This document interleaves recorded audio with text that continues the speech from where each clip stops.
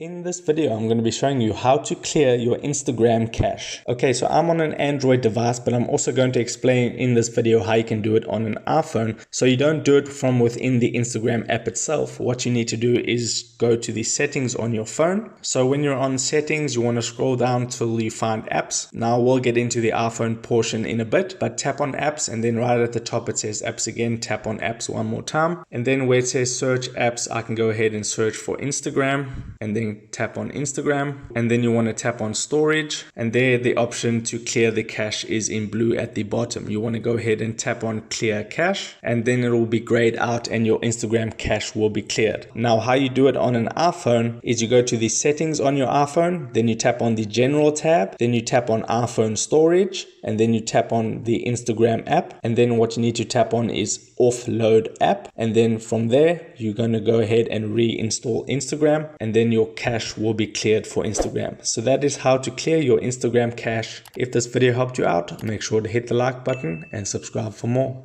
Take care.